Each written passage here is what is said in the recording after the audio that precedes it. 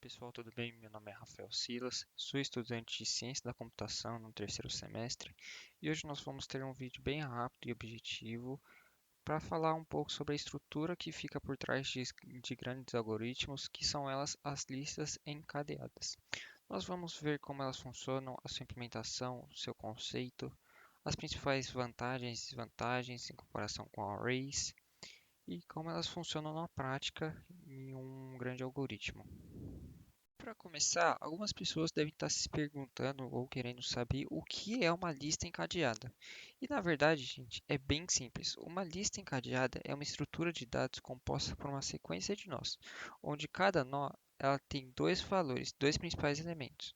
O dado, que é o valor armazenado no nó, e o ponteiro, que indica a posição do próximo nó na lista. E, diferente de outras estruturas de dados, as listas encadeadas utilizam ponteiros para conectar elementos, que podem estar localizados em diferentes áreas da memória. E essa organização permite maior flexibilidade nas operações de inserção e remoção de nós, já que não há necessidade de deslocar outros elementos, mas, em contrapartida, o acesso aos dados é feito de forma sequencial. Parte conceitual, agora nós vamos pular para o tipo de listas encadeadas, que logo de início nós podemos ver que temos três tipos principais de listas encadeadas, cada um com suas características distintas. Começando aqui pela primeira, nós temos a lista simplesmente encadeada, que ela é a mais básica, onde cada nó contém um ponteiro que aponta para o próximo nó da lista, e o último nó sempre aponta para o nono, indicando o final da lista. Por exemplo, uma sequência de nós que poderia ser representada como 10, o 20 e o 30, que depois aponta para o nono, que é o final da lista. Segundo, nós temos a lista duplamente encadeada. Ela é um pouco mais complexa, porque cada nó contém dois ponteiros, um apontando para o próximo nó e outro apontando para o nó anterior. Isso facilita a navegação tanto para frente quanto para trás. Como exemplo, 10, 20, 30, non. Ou então pode ser 30, 20, 10, non. E por fim nós temos a lista circular. Tem uma característica única que ela é o último nó aponta para o primeiro, formando um círculo. Em uma lista circular simples, o último nó aponta para o primeiro nó, enquanto na lista duplamente circular, o primeiro e o último nó estão conectados de forma bidimensional, permitindo navegação em ambas as direções. Esses diferentes tipos de lista encadeadas são escolhidos como base nas necessidades específicas de navegação e manipulação de dados em determinado problema. Agora nós vamos ver as implementações de listas encadeadas, que algumas pessoas devem estar perguntando: Rafael, quando que eu devo implementar listas encadeadas no meu sistema, no meu algoritmo para me ajudar? Então, como nós podemos ver aqui, as listas encadeadas são implementadas em situações onde há necessidade de manipulação dinâmica dos dados. Elas são especialmente úteis quando as operações de inserção e remoção precisam ser rápidas e feitas frequentemente sem a necessidade de realocar ou reorganizar toda a estrutura, como acontece com as arrays. Elas são ideias para estruturas de dados dinâmicas, onde o número de elementos pode variar durante a execução do programa. Exemplos incluem a implementação de pilhas e filas, já que nessas estruturas os elementos são adicionados e removidos com frequência. Além disso, as listas encadeadas são muito utilizadas na implementação de grafos e árvores, pois permitem representar conexões de forma eficiente.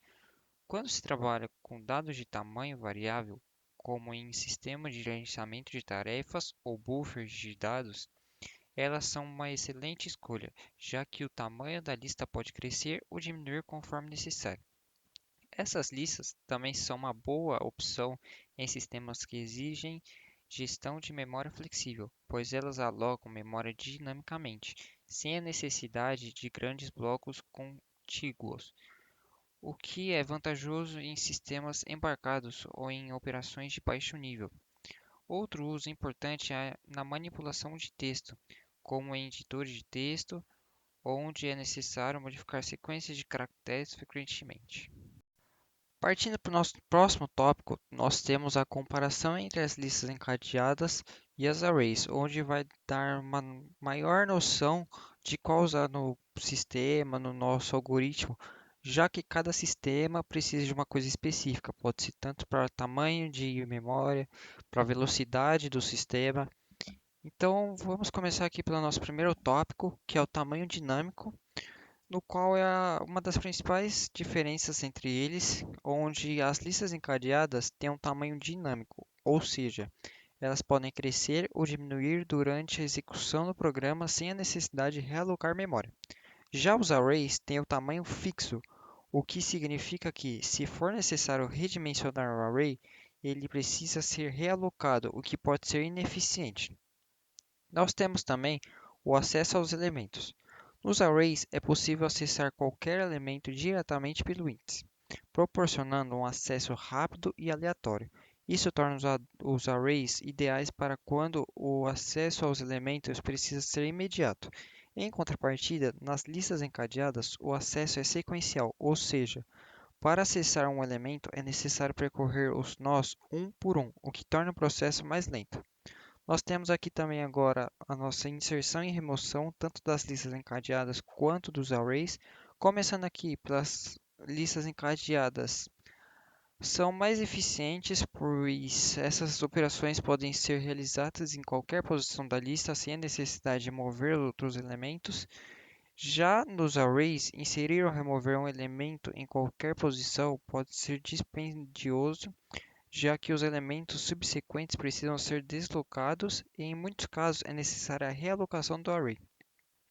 Nós temos também o uso da memória, onde os arrays alocam memória contígua, o que resulta em ineficiência se o número de elementos não for conhecido de antemão ou mudar com frequência. Por outro lado, as listas encadeadas alocam memória dinamicamente, sem a necessidade de contiguidade, mas cada nó na lista precisa de memória adicional para armazenar o ponteiro, o que aumenta o custo da memória do nosso sistema. Então, em conclusão, nós vemos que essas diferenças fazem com que as listas encadeadas são ideais para cenários onde há necessidade de inserções e remoções frequentes de elementos, já que são dinâmicas e não exigem realocação de memória. Embora o acesso aos elementos seja mais lento devido à navegação sequencial, elas são mais flexíveis do que arrays, especialmente em situações que exigem uso eficiente de memória e tamanho variável. A escolha entre listas encadeadas e arrays depende das necessidades específicas de cada aplicação, de cada sistema e algoritmo disponibilizado. Então é isso, gente. Eu vou ficando por aqui. Espero que tenham gostado. Curtem, compartilhem, comentem no vídeo. Se tiverem alguma dúvida, pode perguntar que eu respondo aqui. Então, até a próxima, gente. Muito obrigado e até mais.